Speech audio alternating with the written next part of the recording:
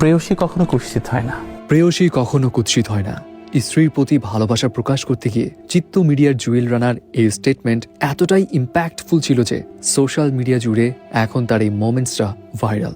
কিন্তু আপনি কি জানেন এই জুয়েল রানাকে ছোটবেলা থেকে কতটা স্ট্রাগল করতে হয়েছিল? তার মায়ের শাড়ি কিভাবে তার জ্ঞান আহরণের একটা উৎস হয়ে উঠেছিল, সে তার আর্নিং এর 95%ই বা কেন দান করে?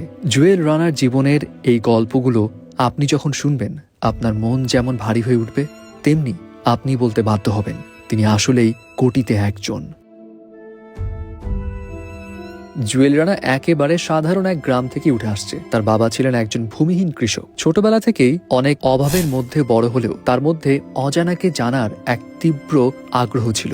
বাবার সামর্থ্য ছিল না বই কিনে দেওয়ার, কিন্তু এই জায়গাতে জুয়েল রানা কিভাবে জ্ঞান আরোহণ করতেন জানেন? তার বাবা যখন তার মাকে কম দামি কোনো একটা নতুন শাড়ি কিনে দিতেন, তখন সেই শাড়ি যাতে নষ্ট না হয়ে যায় সেই জন্য ওই শাড়ির ভাঁজে ভাঁজে পুরনো পেপার রেখে দিতেন এবং সেই শাড়ির ভিতরে থাকা পুরনো পত্রিকাগুলো ব্লেড দিয়ে কেটে তিনি জমিয়ে রাখতেন। সেখানে তিনি সুচিত্রা সেন, উত্তম কুমার, সত্যজিৎ রায়ের কোনো খবর থাকলেই সংগ্রহ করতেন। তার জেদ ছিল যে প্রতিদিন তিনি নতুন কিছু শিখে ঘুমোতে যাবেন এবং গতকালের চেয়ে আজকের নিজেকে একটু হলেও আলাদা করবেন। জুয়েল রানা কুষ্টিয়ার ইসলামী বিশ্ববিদ্যালয়ে আইন বিষয়ে পড়াশোনা করেছেন। বাবার ইচ্ছে ছিল ছেলে লয়ার হবে। সেই অনুযায়ী তিনি হাইকোর্টে প্র্যাকটিস শুরু করেন, কিন্তু সেখানে তার দম বন্ধ হয়ে আসতো। তার কাছে সামহাও মনে হতো তিনি আইনের কোনো এক অন্ধকার গলিতে হারিয়ে যাচ্ছেন। এরপর তিনি গ্রামীণ ব্যাংকে চাকরি নেন, ব্রাঞ্চ ম্যানেজার হয়ে ওঠেন, কিন্তু সেখানেও বিপত্তি বাধে। তার টেবিলে জীবনানন্দ দাশ বা রবীন্দ্রনাথের বই দেখে ঊর্ধ্বতন কর্মকর্তারা বিরক্ত হতেন। 1.5 বছরে তাকে 3 বার বদলিও করা হয়। চাকুরি জীবনের যে গড়পত্তার নিয়ম, সেটা জুয়েল রানাকে টানেনি, তাকে টেনেছিল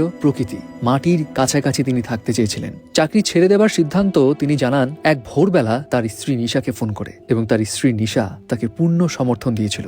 এমনকি তার শাশুড়িও তাকে সাহস দিয়েছিল এবং বলেছিল জুয়েল যদি ভিক্ষাও করে তবে তিনি একজন স্পেশাল ভিক্ষুক হবেন। এরপর তিনি চাকরি থেকে রিজাইন দেন, ফিরে আসেন। কিন্তু এইটা ছিল তার জীবনের অনেক বড় একটা স্ট্রাগলের মোমেন্টস। তার বাবা, মা, আত্মীয় স্বজন সবাই করছিল কানাকুশা। ইভেন তার বাবা মা তাকে অস্বীকার করেন ঘরে তুলে নিতে। সে সময় তার শাশুড়ি মা তাকে আশ্রয় দেন।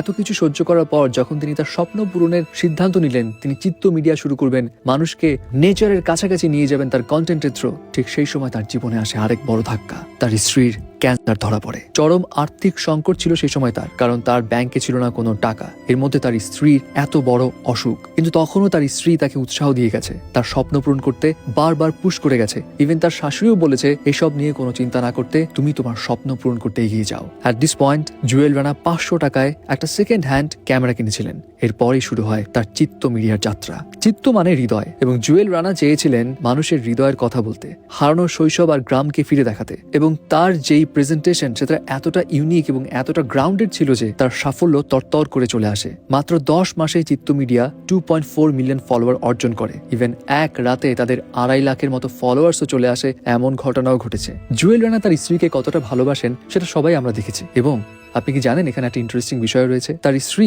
যখন ক্যান্সারের লড়াই লড়ছে, একাকিত্ব জীবন পার করছে, সেই সময় জুয়েল রানাকে তার স্ত্রী বলেছিল তাকে একটা কাজ দিতে।